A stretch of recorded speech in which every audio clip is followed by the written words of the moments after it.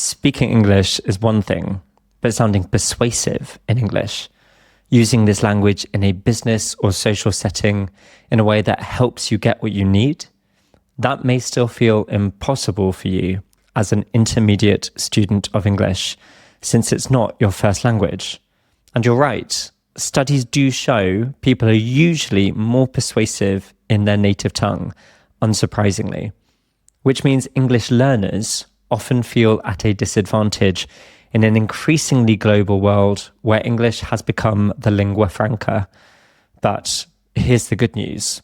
You don't need to have a perfect level of English to sweet talk someone.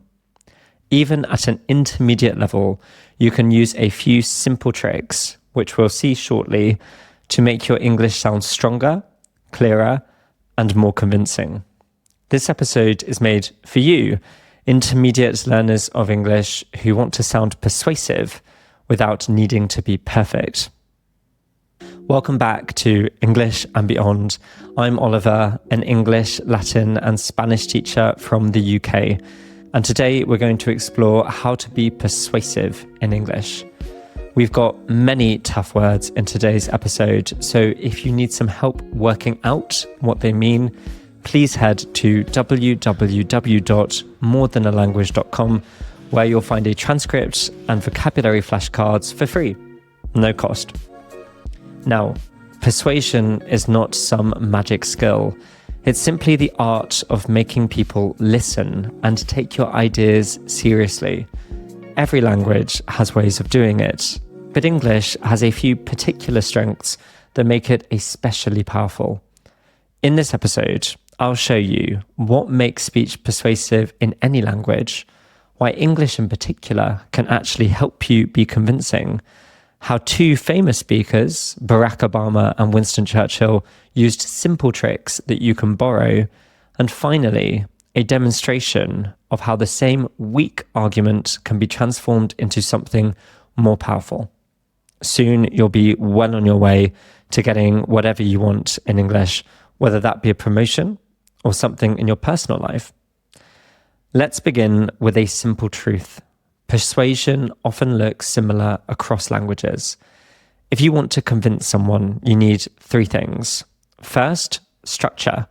Your argument must have a clear beginning, middle, and end. Second, emotion. You must make people feel, not just think.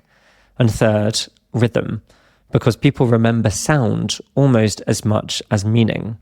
Take a famous Latin phrase. Julius Caesar is said to have declared, "Veni, vidi, vici." I came, I saw, I conquered. Just three short verbs, one after another, to emphasize his swift and decisive victory. That use of three elements is called a tricolon, meaning a group of three. Or we could take the French motto, liberté, égalité, fraternité. Apologies, of course, as always, for my accent. Liberty, equality, fraternity. Again, three. And in Spanish, you might hear ni un paso atrás, ni un segundo perdido. Not one step back, not 1 second lost. The structure repeats in the two clauses. That's parallelism. So yes, persuasion is everywhere. But English has some special advantages that can make it easier for you to persuade in this foreign language. One advantage is that English is full of short, punchy words. Think of words like fight, work, win, lose, hope, trust. They're quick, they're sharp, they're easy to repeat. Another advantage is that English has layers of vocabulary. Because the language borrowed from Anglo-Saxon, French, and Latin, we often have several words for the same idea. For example, to give up, a simple everyday word with Germanic roots, surrender, a bit more formal from French, and then capitulate, very technical, very formal, directly from Latin. By choosing between these levels of formality, you can climb in intensity and make your point feel stronger. This can also be especially useful if you're from a Romance language background and you want to sound clever in English without much effort, since the most formal English words will often be similar to your standard vocabulary. English also has a natural beat. It's what we call a stress-timed language. Some syllables stand out, and that gives English sentences a rhythm. That rhythm makes repetition more memorable in certain cases.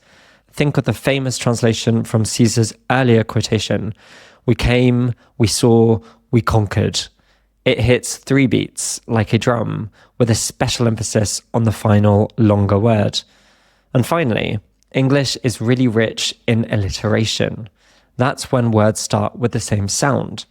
Because English has such a mixed vocabulary, it's easier to find strong, meaningful words that fit together. Pride, power, privilege, or doubt, delay, division. The sound alone makes them persuasive, where in Romance languages, alliteration can sound overdone or contrived.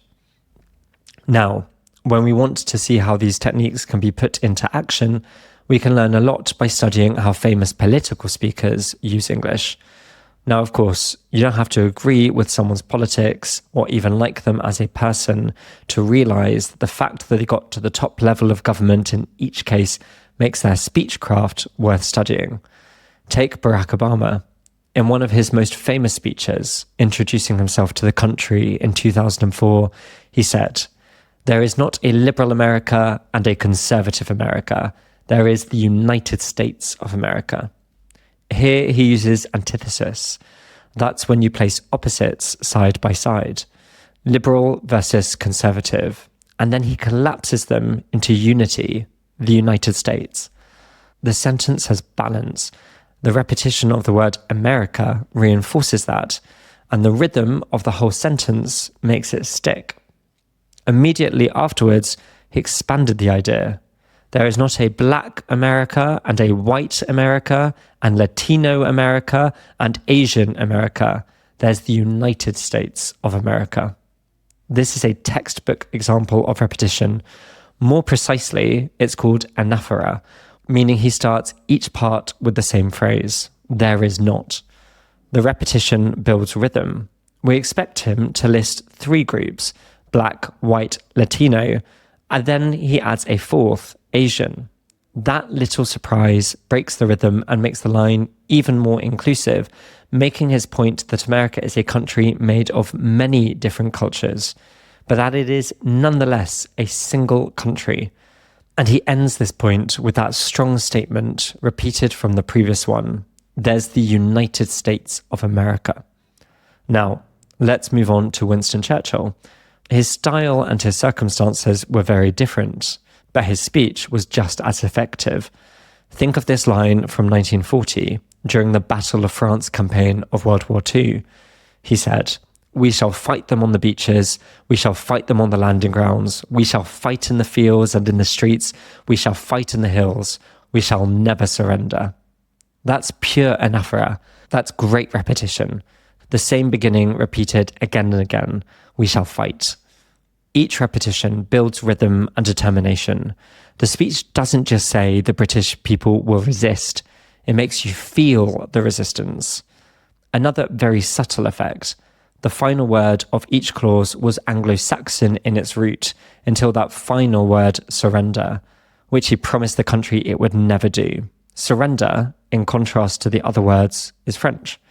I don't know if this was a conscious choice of his, but it's an interesting thing to note.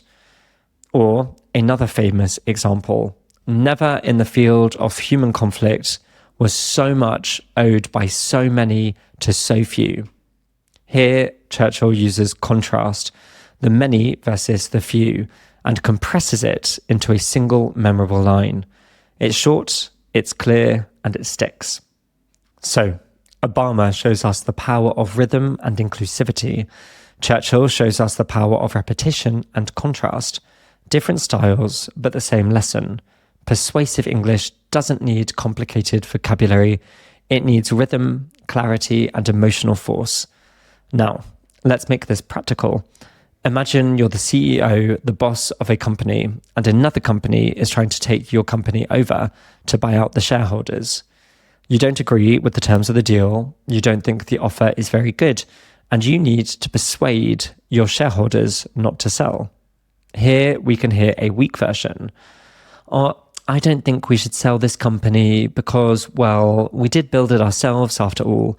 And, we worked pretty hard on it. And really, lots of people have supported us along the way. So it wouldn't be fair to them either. I mean, selling might seem like progress, but honestly, it just feels more like someone is trying to take something from us. The ideas are actually fine. We built the company. We worked hard. People believed in us. But the way it's said is weak. It's rambling. It's full of little filler words. It sounds unsure. Now, let's take the same ideas and make them persuasive. And I warn you, this is going to sound very over the top since we want to make the point very clearly. We will not sell this company. Not today, not tomorrow, not ever. We built it with vision. We built it with courage. We built it with integrity. And make no mistake, to give it up now would be to betray not only ourselves, but every single person who believed in us. This takeover is not opportunity, it is theft. It is not progress, it is plunder, and we will fight it with everything we have. Do you hear the difference? That version uses repetition with variation, not today, not tomorrow, not ever. It uses a tricolon, 3 points in a row, vision, courage, integrity. And it uses antithesis, opposites, not opportunity, theft, not progress, plunder. Plunder, incidentally, is a similar word to theft, reinforcing this point. The ideas are exactly the same in both paragraphs, but the form of the second makes the ideas more powerful. So, can you be persuasive in English if it is not your first language? Absolutely. It's true. Speaking persuasively may feel easier in your native tongue, but English does give you some tools that are hard to beat. Short words that hit like drum beats, a layered vocabulary that lets you climb in intensity, natural rhythm that makes repetition stick, and alliteration that makes words memorable. And here's the best part. You don't have to use all of these. You don't need to sound like Obama. You don't need to sound like Churchill. Just add one technique. Repeat a key phrase. Use a sharp contrast or put your points in threes, and you'll already sound more confident, more convincing, and more persuasive in English. Thank you for listening. And remember, it's not about speaking perfect English. It's about using English in a way that makes people listen to you. See you next week, and thank you very much.